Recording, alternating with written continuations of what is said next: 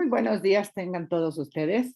El día de hoy nos da mucho gusto recibir a la doctora Isabel Patricia Aguilar Juárez, que ella es miembro es académico de la Facultad de Ingeniería. Su doctorado lo tiene en investigación de operaciones por la UNAM y ella actualmente es profesora de carrera titular, ¿verdad? Y tiene sobre todo un premio destacado que es Sor Juana Inés de la Cruz.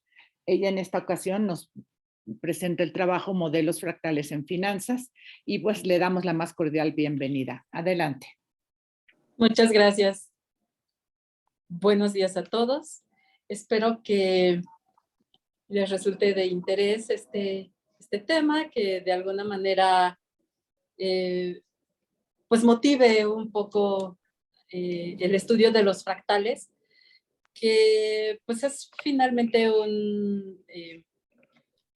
una herramienta que sin ser tan moderna, en realidad se desarrolló el siglo pasado, en el siglo XX. Sí, sus aplicaciones han venido siendo mucho más amplias y responde pues a muchas situaciones de la vida real. Bueno, lo que quisiera yo mostrar de manera muy breve, realmente tampoco a detalle, sino solamente así a manera de motivación. Lo que yo quisiera mostrar es un poco cómo se usan los fractales en finanzas o cuál es la utilidad de ellos en el área financiera. Para ello, pues quisiera yo empezar con esta reflexión acerca de el análisis financiero. ¿Por qué el análisis financiero? ¿Por qué es importante? Pues bueno, si nosotros pensamos desde el punto de vista de los inversionistas, pues el inversionista pensamos que lo que busca es invertir su dinero y por esa inversión, pues recibir una retribución que conocemos como pues, rendimientos. Y pues bueno, la decisión del inversionista, habiendo diferentes formas, diferentes instrumentos en los que podría realizar sus inversiones, pues lo que busca es encontrar un instrumento que responda a sus necesidades y a sus intereses, pero decidir de manera razonada, de tal manera que haya pues un balance entre el riesgo y el rendimiento. Nosotros sabemos pues de los estudios que hacemos, de los fundamentos de finanzas, nosotros sabemos que en las inversiones, pues sí afrontamos un riesgo y esperamos tener un rendimiento, pero que el rendimiento que esperamos está relacionado, y hay modelos, para ver cuál sería un rendimiento justo de acuerdo acorde a al riesgo que se está corriendo. Entonces, bueno, pues eso es lo que nosotros pretendemos con el análisis financiero. Y bueno, pues nos damos cuenta que en los mercados financieros, cuando queremos hacer una inversión, pues hay diferentes variables y estas variables requieren ser modeladas pues para una mejor toma de decisiones, como decía antes. Y las variables pues son distintas. Algunas de ellas, aquí menciono solamente 3. Los precios de los activos, que serían pues los precios de los bonos, los precios de las acciones.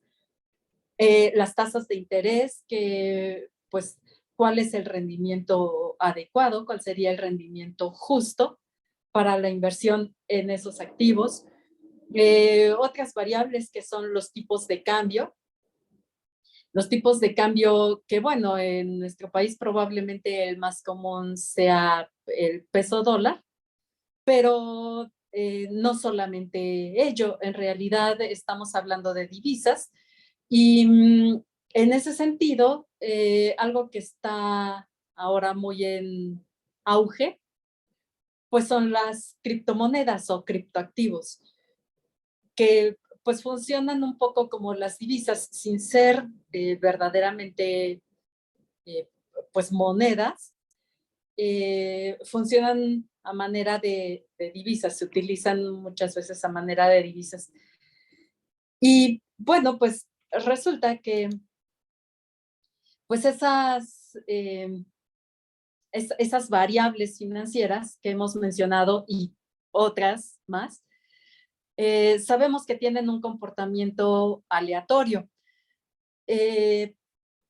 Nosotros estamos de acuerdo en que, pues bueno, si queremos modelarlas, requerimos algo que refleje esa característica que es importante, la aleatoriedad, pero además, pues, para el modelado, pues utilizamos información que hay en el mercado, la información histórica, que tiene que ver, pues, con el análisis que se hace de los resultados por cada uno de los activos, por ejemplo, el análisis fundamental. Pero, bueno, además, pensamos que el mercado es un mercado eficiente y que funciona, que es un mercado que funciona adecuadamente, aunque haya pues algunas pequeñas fricciones. En general sabemos que en la cuestión de los precios, por ejemplo, el ajuste es un ajuste rápido. En poco tiempo se realizan los ajustes que sean necesarios para que nosotros podamos tener la información veraz, pero necesitamos sí tener claro que el comportamiento es aleatorio y podríamos pensar a veces, sin que yo diga que lo es, podríamos pensar en que parecería un poco, no sé, como errático tal vez.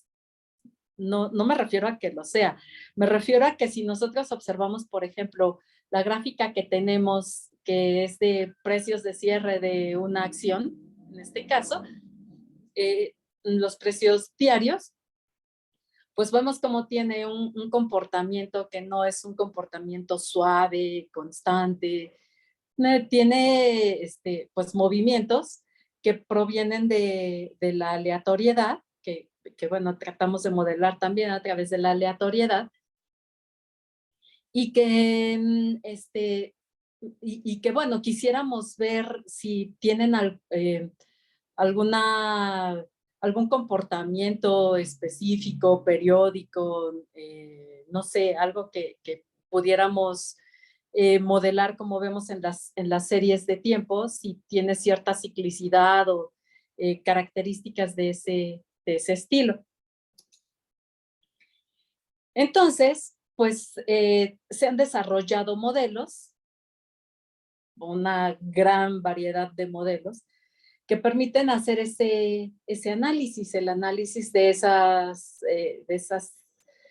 variables y de esa situación aleatoria. Y la mayoría de estos modelos, y bueno, y pues desde luego los primeros y los más básicos, suponen generalmente un comportamiento normal.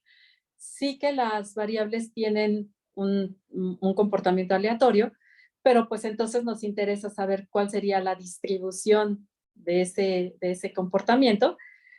Y pues entonces se parte muchas veces de que la distribución es normal.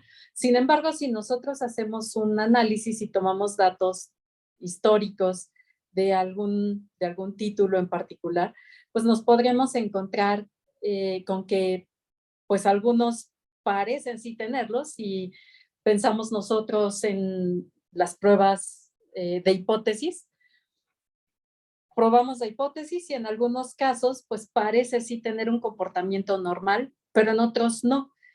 De hecho, muchos de los modelos suponen que los rendimientos logarítmicos, tienen un comportamiento normal. Y sin embargo, bueno, pues también sabemos que no necesariamente es así. Como decía, en algunos casos sí, en algunos casos no, pero no son extraños los casos en los que no se cumple esa hipótesis. Y entonces, bueno, pues habría que pensar tal vez en alguna otra cosa.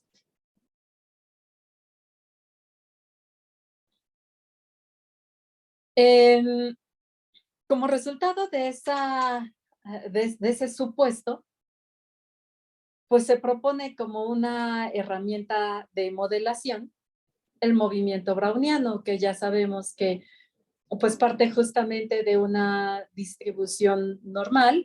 Pensamos que es pues sí un proceso estocástico en donde, bueno, pues tenemos muy claro que los procesos estocásticos son sucesiones de variables aleatorias que se desarrollan en el tiempo. Y entonces, a partir de esas variables aleatorias, pues nosotros podemos identificar sus incrementos y se supone entonces que los incrementos son incrementos independientes. Eso nos llevaría a pensar que la información, de hecho, cuando pensamos en ciertos procesos de este tipo, como los markovianos, pues pensamos que en realidad para poder tratar de pronosticar el valor de una variable en la siguiente realización de nuestro experimento, o sea, el valor del proceso en el momento siguiente, lo que nos bastaría sería pues la información que tenemos del momento anterior. Y entonces, pues la parte previa, toda la historicidad, pues pareciera estar incorporada ahí y nos llevaría a pensar que los incrementos, como decía, pues son independientes, que no impactan en los resultados futuros. De nuevo, pues estos son supuestos que no necesariamente se cumplen.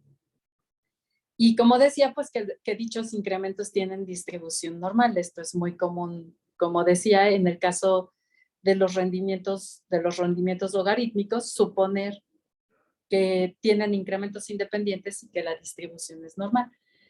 Pero pues si eso no se cumple, nuestro modelo nos daría resultados, no sé, inciertos, por decirlo de alguna manera. No podríamos tener demasiada confianza en esos resultados. Y nosotros lo que necesitamos son justamente resultados confiables, ¿no? Pronósticos confiables para poder tomar nuestras decisiones. Porque, bueno, si bien pensamos, por ejemplo, no solamente en los títulos de renta fija o en los títulos de renta variable, sino que pensamos también en algunas otras herramientas, algunos otros productos, como los productos estructurados, que lo que buscan, al menos en su origen, era pues proteger contra el riesgo, contra riesgos financieros. Pues si nosotros no tenemos pronósticos certeros, nuestra evaluación será incierta y el riesgo que corremos es un riesgo grande. De hecho, pues hay, como seguramente todos sabemos, datos registrados de pérdidas enormes ocasionadas por el uso de un uso incorrecto de productos derivados. Entonces, bueno, necesitamos modelos que sean, si bien no extremadamente complicados, que nos permitan tener suficiente certidumbre en, en los pronósticos en que están mostrando el comportamiento de nuestro experimento de una manera suficientemente buena, adecuada, cercana. Sin embargo, bueno, pues estos estos modelos, el modelo browniano es algo muy, muy extendido, muy importante y muy útil, desde luego, pero tendríamos que verificar antes de utilizarlos, al menos verificar la hipótesis de normalidad, verificar la hipótesis de independencia.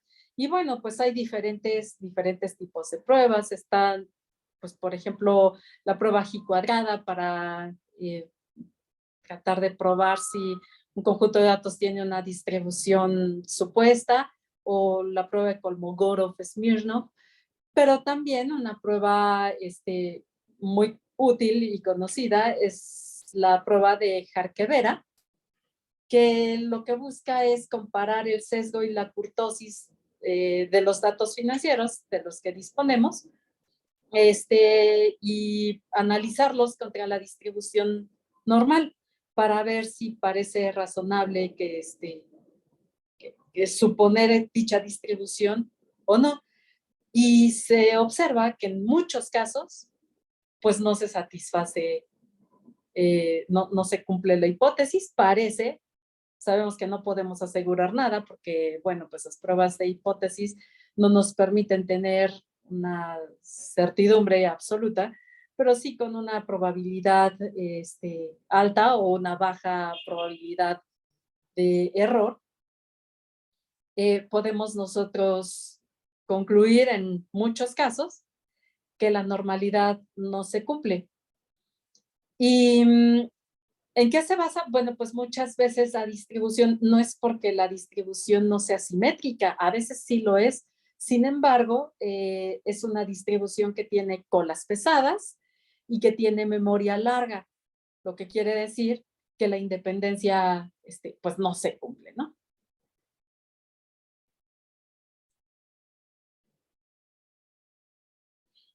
Y una propuesta de alternativa para estas modelaciones, pues es incursionar en el comportamiento fractal. El análisis fractal parece haber iniciado con los estudios del doctor Harold Hurst, que vivió de 1880 a 1978. Él en realidad a lo que se dedicaba era a la hidráulica. Y pues en sus estudios y en sus análisis del comportamiento de una presa, él empezó a desarrollar algunos resultados acerca de la geometría fractal. Sin embargo, no fue sino hasta Mandelbrot que hizo un desarrollo, Mandelbrot matemático, que, pues que se dedicó mucho al estudio de los fractales, hizo aportaciones importantes que, pues que son ampliamente conocidas y que nosotros utilizamos, por ejemplo, en las finanzas, esos principios. Sin embargo, no solamente se utilizan en las finanzas. Él se centró en la parte financiera, en la física. Sin embargo, también tiene aplicación, por ejemplo, en la medicina, en los estudios médicos más recientes que se hacen, pues incursiona también en la teoría de la geometría fractal. Y bueno, en eso es en lo que nosotros quisiéramos abordar un poquito más.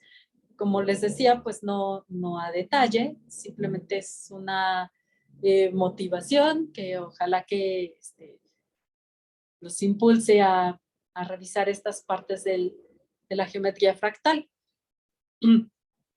Sin haber, al parecer, todavía propiamente una definición de lo que es un fractal, según la Real Academia de la Lengua Española, pues un fractal, y así entendemos además, es un objeto geométrico en el que una misma estructura fragmentada o aparentemente irregular se repite a diferentes escalas y tamaños.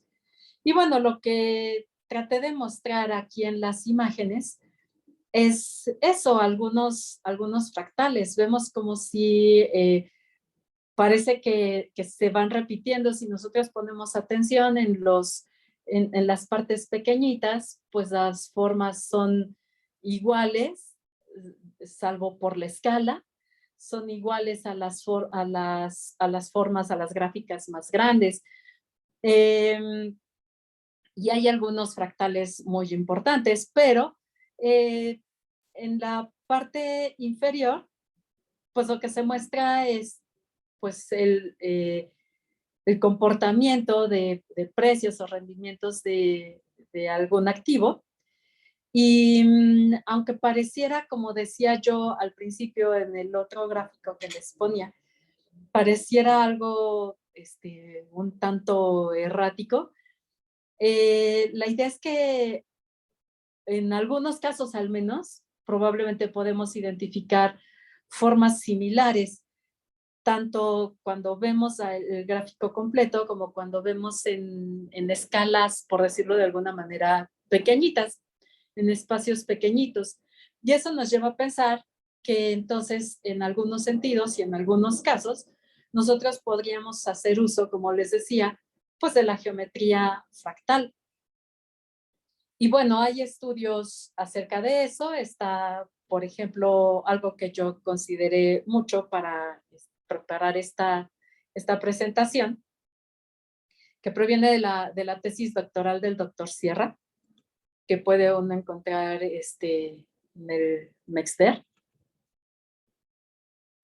Y bueno, pues los desarrollos que se realizaron, como comentaba, los primeros desarrollos fueron realizados por Horst, y después los retomó Mandelbrot con algunas generalizaciones matemáticas que dan fundamento a eso que Horst había obtenido.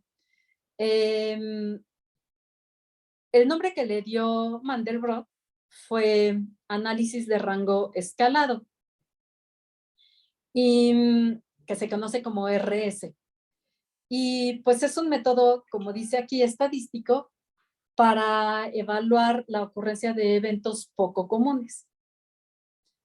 Como resultado de este análisis del rango reescalado, se busca obtener el exponente de Hurst, también conocido como, bueno, ahorita me acuerdo, perdón, que es una medida de la independencia de las series de tiempo. Como decía yo hace un momento, pues esa hipótesis de independencia, pues no necesariamente se cumple. Y si no se cumple, pues entonces los modelos que la suponen no serían modelos adecuados para el análisis.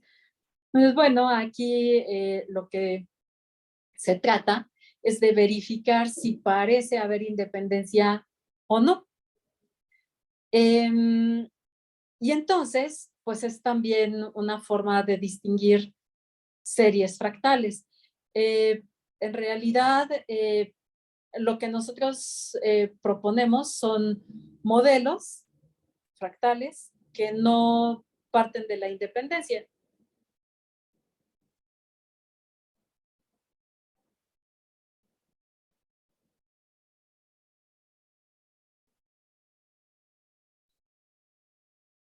Lo que hizo Hearst a través de sus estudios, de sus desarrollos, que como les comentaba provienen de la hidrología, construye este estadístico de rango reescalado que cumple con esta ecuación, una constante por n, que es el número de observaciones, elevado pues a una potencia que es ese exponente o coeficiente de Hurst.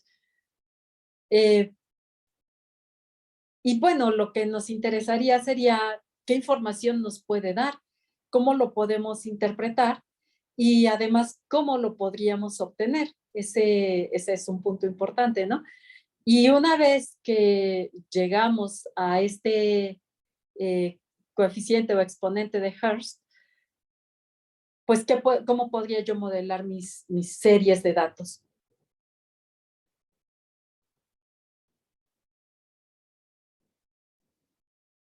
Este exponente se determina a través de una regresión, lineal de los puntos, como dice aquí, logaritmo natural de ese rango rescalado y logaritmo natural de n.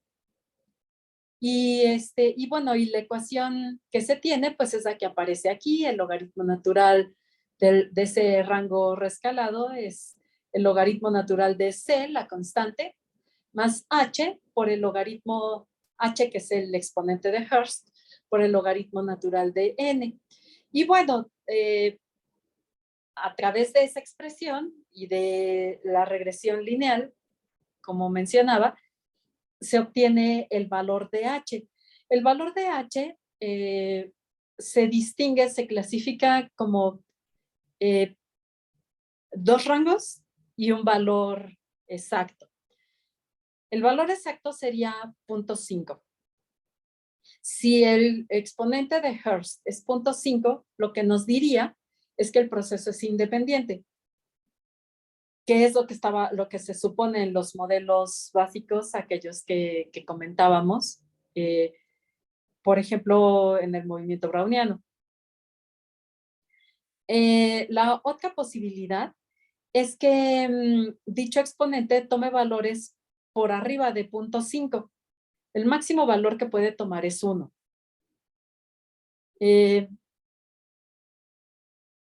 Es un poco como una relación con el coeficiente de correlación, ¿no? Que también nos podría hablar un poco de la independencia lineal. Pero bueno, en este caso, como decía, el valor del exponente de Hurst, el valor máximo es 1, pero si toma valores superiores a 0.5, lo que nos lleva a pensar es que la serie es persistente. Decimos que es persistente. Lo que quiere decir es que no hay independencia, tiene memoria larga. ¿Qué significa? Pues que para los valores futuros de nuestra serie, desde luego que impactan los valores previos, los valores anteriores, ¿no? Y el otro rango sería, pues menores que 0.5. En general, lo que nosotros observamos es que si el resultado no es 0.5, pues entonces es mayor que 0.5 y que la serie es persistente. Sin embargo, sí existe la posibilidad de que sea menor que 0.5 y entonces se dice que la serie es antipersistente.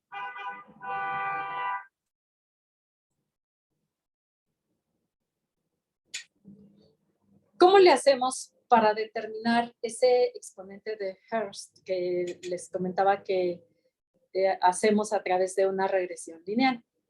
Bueno, pues un procedimiento sería calcular los rendimientos logarítmicos del activo. En un periodo de tiempo vamos a tener cierto número de observaciones. Vamos a llamar n al número de rendimientos en la serie. En realidad, si nosotros tenemos una serie, por ejemplo, con, no sé, 200 datos, por la forma en que calculamos los rendimientos, vamos a tener un rendimiento menos, ¿verdad? Porque, pues, bueno, hacemos la comparación de los precios de un día con el día siguiente, estamos pensando en los precios de cierre.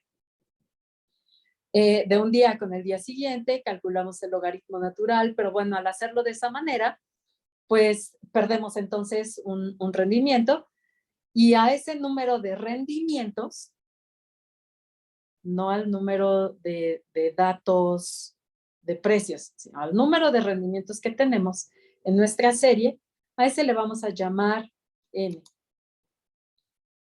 Una vez que tenemos esos rendimientos, vamos a dividir el periodo de observación, ese número n, en a subperiodos. en cierto número de partes, A, de tal manera que cada uno de esos subperiodos tenga el mismo número de observaciones, n minúscula. Y entonces, pues nuestro número original de rendimientos en la serie sería pues el número de subperiodos construidos por n. No sé si esté siendo clara. Y entonces, en cada uno de los subperiodos, vamos a calcular el rendimiento promedio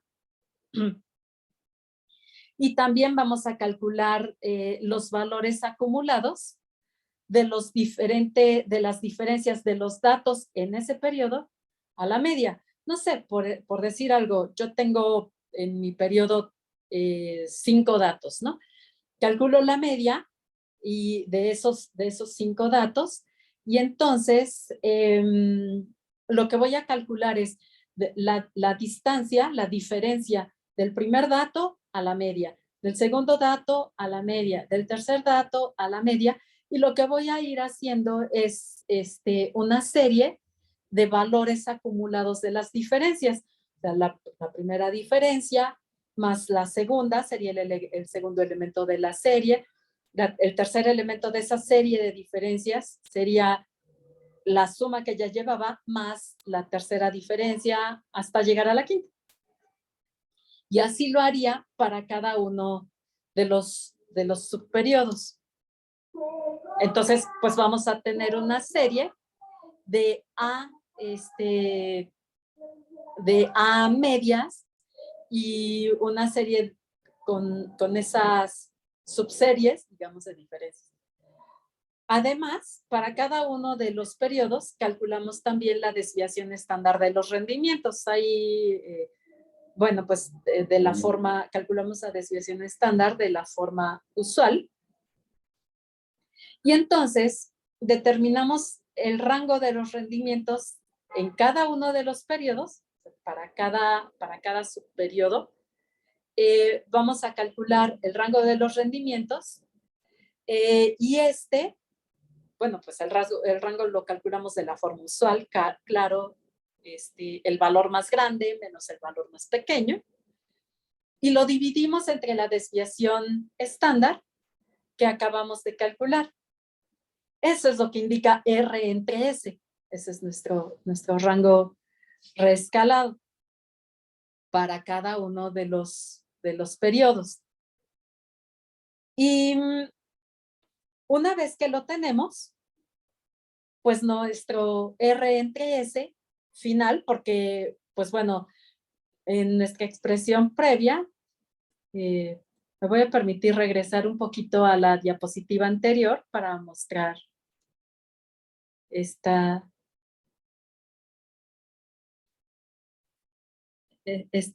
punto.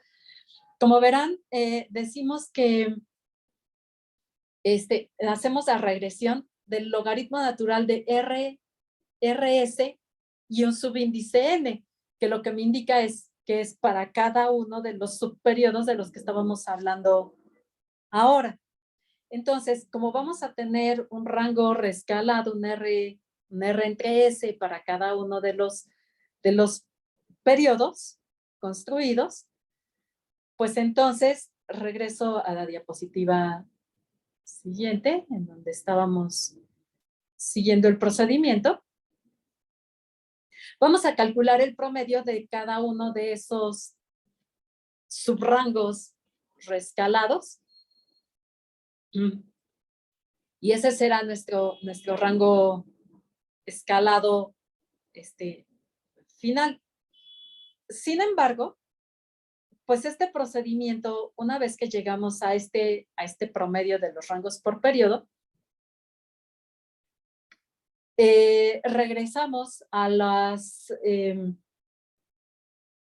hacer estos cálculos ahora con una división diferente. Habíamos dividido en A subperiodos en donde cada uno tenía n elementos. En el paso 2 comentábamos que dividíamos en subperiodos en donde cada uno tenía n minúsculo elementos. Entonces ahora lo que vamos a hacer es incrementar un elemento en cada uno de los subperiodos. Eso quiere decir que vamos a tener menos subperiodos, que A va a ser menor. Y hacemos el mismo procedimiento.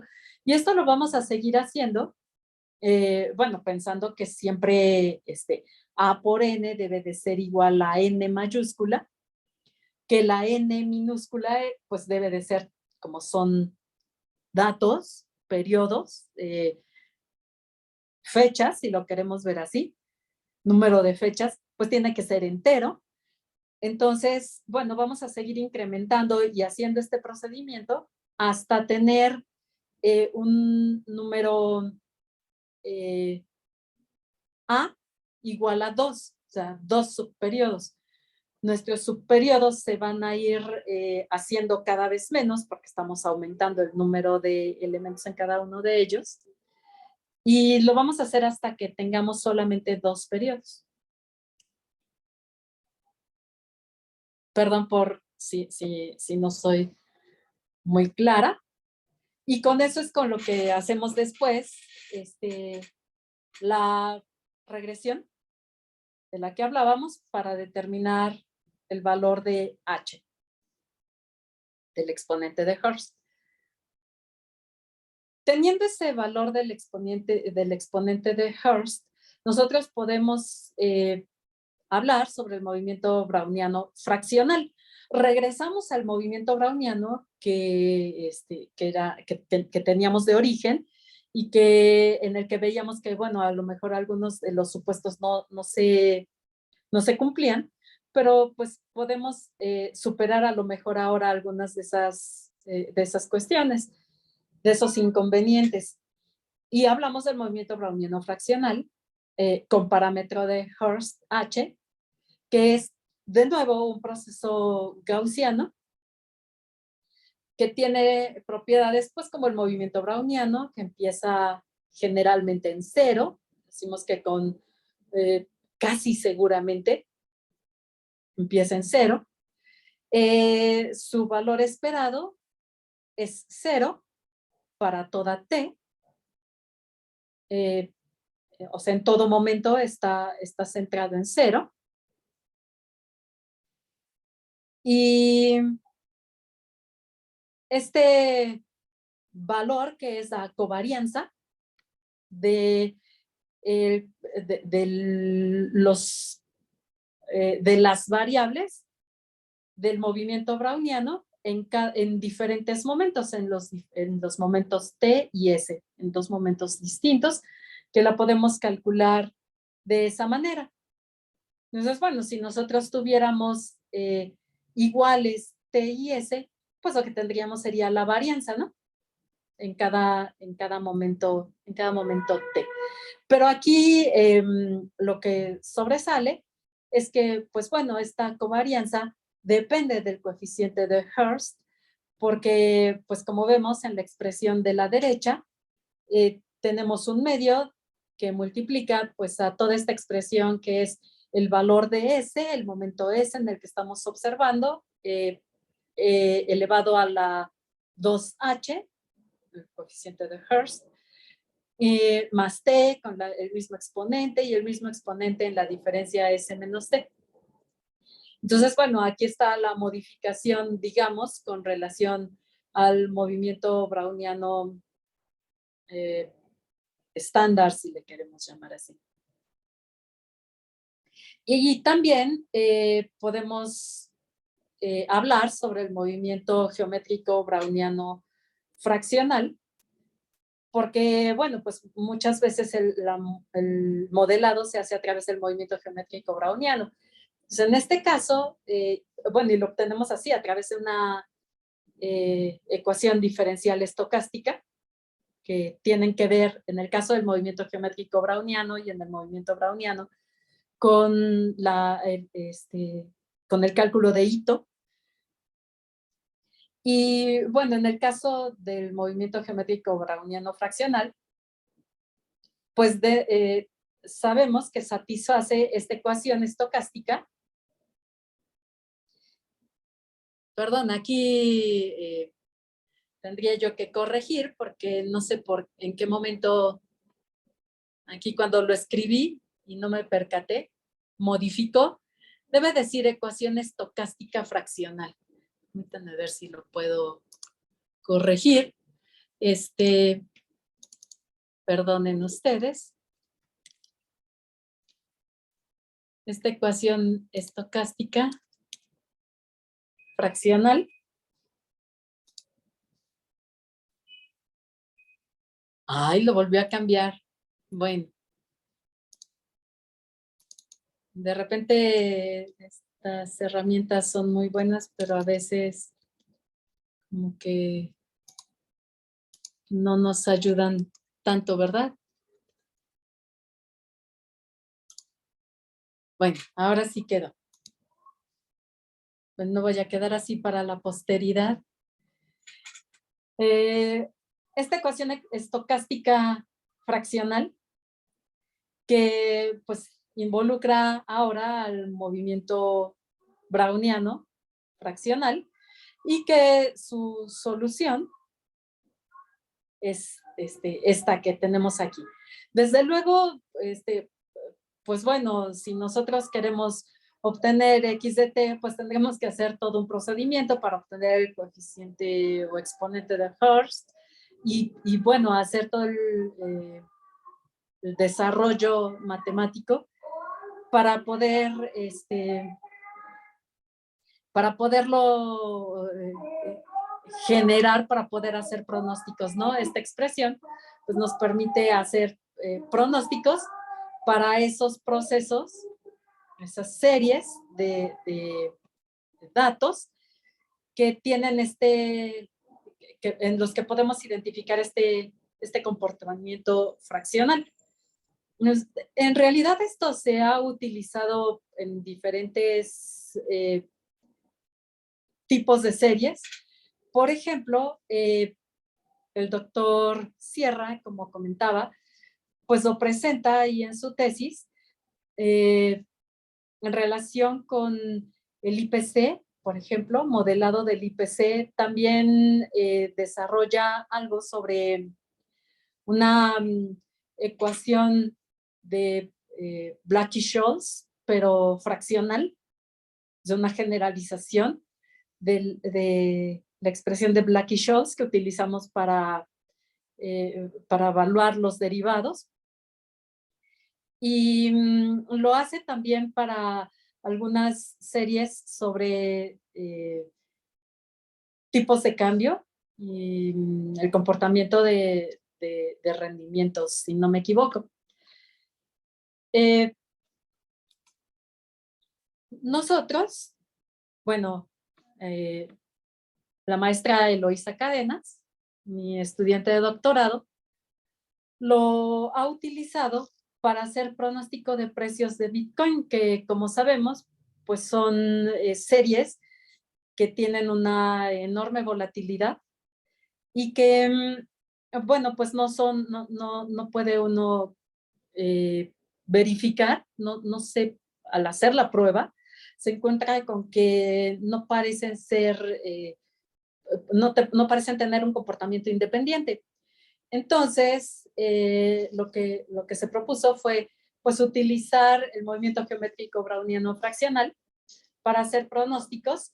Y aquí lo que nos muestra ella son pues los pronósticos y los precios de cierre diarios del Bitcoin que tomó pues de bases de datos de precios de este Bitcoin, ¿no? De esta criptomoneda. Y bueno, pues como podemos ver, el comportamiento pronosticado no está tan alejado de los verdaderos precios de cierre. Ella le ha dado seguimiento y bueno, a pesar sí de la volatilidad que tiene, pues se encuentra que resulta ser un buen modelo para poder hacer este pronóstico, para poder hacer estas estimaciones. También puede ser un buen modelo para hacer estimaciones sobre la volatilidad. Y bueno, pues también hemos comprobado que al menos en nuestro caso el resultado ha sido mejor que el resultado de aplicar, por ejemplo, modelos autorregresivos, que bueno, también es una propuesta para poder hacer este modelado y estos pronósticos. Entonces, bueno, pues creo que la utilidad de los fractales pues es muy grande, ha tenido y está teniendo auge, y modelos clásicos pues se han generalizado, como mencionaba, y se siguen desarrollando modelos en este sentido de la generalización a procesos fractales. Y bueno, pues básicamente será lo que yo les quería compartir. Muchas gracias por su atención y pues estoy a sus órdenes. Muchas gracias, doctora Isabel Patricia Aguilar Juárez.